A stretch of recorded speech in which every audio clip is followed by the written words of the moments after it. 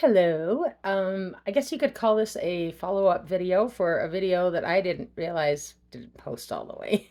A couple days ago, I posted a story about, well, it was a video where I shared the story of how, what it is that inspires me to do all the brave themed things that I do, and what drives me to move forward and keep building and growing this thing. And so, I recorded that story, and when I posted it, apparently it didn't work because some of you commented and said, "Hey, this quit halfway through it," and so I'm like, "Okay, well, let's follow up with this, and I'll try to finish the story and hope and pray that Facebook and Instagram post the whole thing." So, anyway, the story was basically something that happened earlier this year. And I was doing school presentations in one classroom in particular, and they were bringing in all the different age groups, K through 5 or K through 6. And anyway, we were having lots of fun. I did my it's kind of my Find Your Brave presentation mixed with Crazy Annie, and if you that's basically my Western stuff mixed with the more Find Your Brave, inspirational kind of thing. So anyway, I was doing my coyote song, getting the kids howling, having fun. I was reading my children's book to them. I was letting them pass the plushy honeybee around so that they could hug honeybee while they were hearing the story about honeybee. And then, of course, I would tie it all up in a bow with my brave song at the end and have the kids actually sing my brave song with me. Anyway, so I was doing this, for each group as they came in, but it was the third graders that caught my attention. One little girl in particular in the third grade class. And she immediately stood out to me because when she came in, I could tell she had been crying. And it wasn't just tears, it was just the way that her face looked and her demeanor. She looked like stress and anxiety was a regular thing for her. She had bags under her eyes. And I was immediately concerned. I'm like, is she okay? I'm looking at the teacher like, is she okay? And it's like, well, I guess it's one of those things we just have to go through the presentation, and then this sweet little girl will be taken care of. And so I'm like, well, I have to take care of the rest of the kids too, so let's get this thing going. So I started the presentation, jumped into the coyote song. I'm like, okay, this will get her going, this will make her feel better. And I started doing the coyote song, got the kids howling and they are laughing, but she started plugging her ears because that she was already overstimulated and that was just too much for her. She couldn't handle it. And I was just like, I want to make her feel better. So anyway, I continued with the presentation, did a couple other things, and the whole time she was just really disconnected and did not seem like she felt like she wanted to be there. But when I started reading my children's book and I handed out Honeybee and let them, they were passing her around and giving her a hug. I told all the kids, if you hug her extra tight, she will share her brave with you. And all the kids were passing her around and giving her big hugs. And that's when I started noticing this little girl start to calm down a little bit. And when I was talking about how Honeybee made me laugh and how she just talking about all these little things about honeybee, she started to calm down and she actually started to smile. And I was like, oh, it's helping her. Oh, good, good, good, good. And then I got to the Brave song. We sang the Brave song together, and then everything was done. And the kids all got up and left except for her. She stayed in her seat, and I was like, oh my gosh, this is like my full circle moment. You see, about 3 or 4 years before that at BYU in college, that was me staying behind after a class and hoping and praying that my professor would see me and I could have someone to talk to because I was really, it was a psychology class, and all of the talk of trauma and understanding or introducing us to the concept of there's we some of us carry trauma was bringing up things for me that I needed to deal with, and I didn't realize that I had such severe trauma. And I stayed after class hoping and praying he would see me and help me basically. And so to see her waiting after my presentation, like she wanted to talk to me, I was like, oh my gosh, I hope I can be as helpful to her as my professor was to me.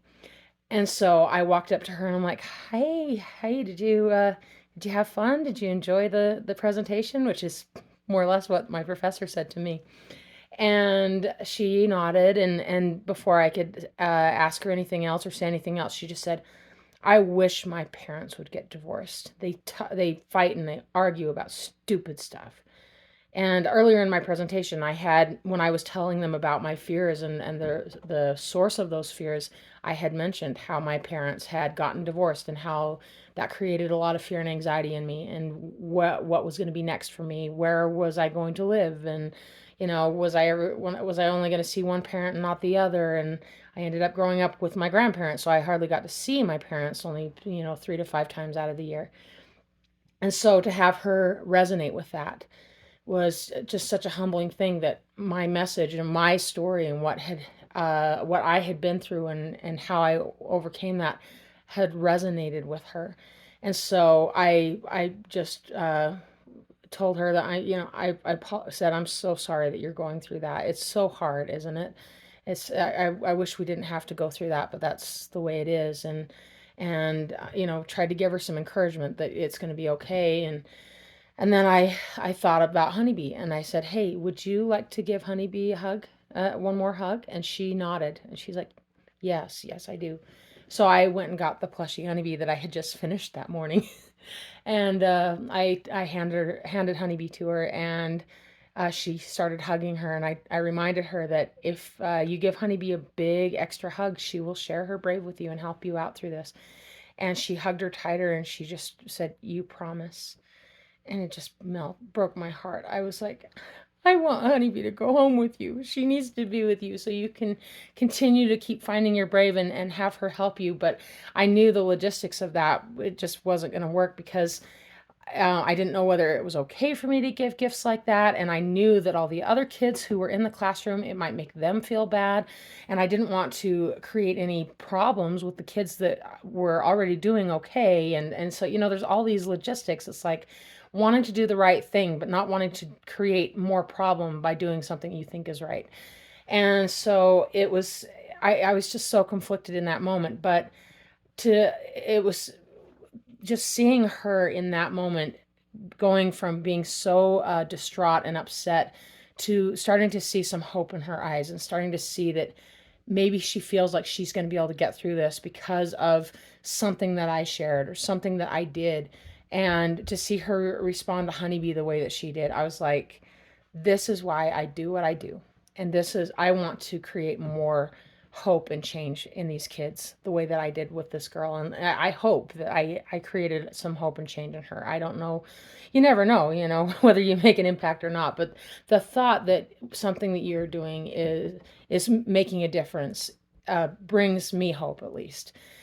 And so that's that story, and it always sticks with me when I think of these my plushies or my songs or becoming a speaker or any of these things. And I'm like, okay, why am I doing this? Why am I putting myself through such agony, staying up till 4 in the morning to finish one extra Honeybee or anything like that? Or am I even going to make it as a speaker because I don't even know what I'm doing or if I'm doing anything right half the time? I say all half the wrong things all the time.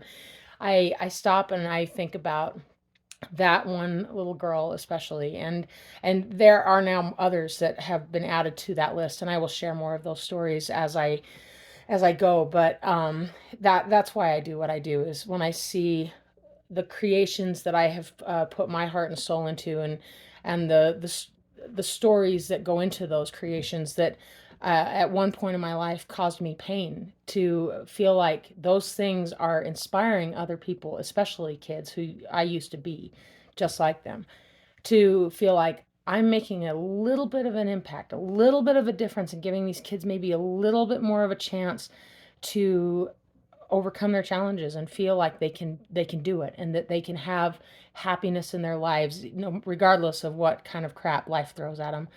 And that's why I do this.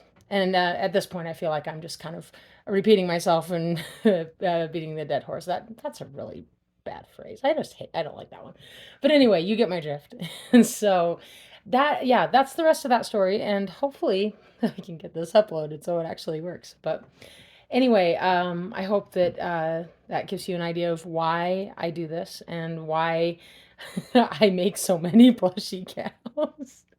I guess I just kind of hope that they'll fall into the right hands, into the hands of kids who can really use them and not just use them as, oh, it's just another stuffy. It's like, no, this is Honeybee and she is part of the story. And because I'm receiving this plushie, I am now part of this story too. And yeah, that's what I love to be able to create is these experiences like that. So anyway, I hope you like that story and I will see you in the next post or video or whatever.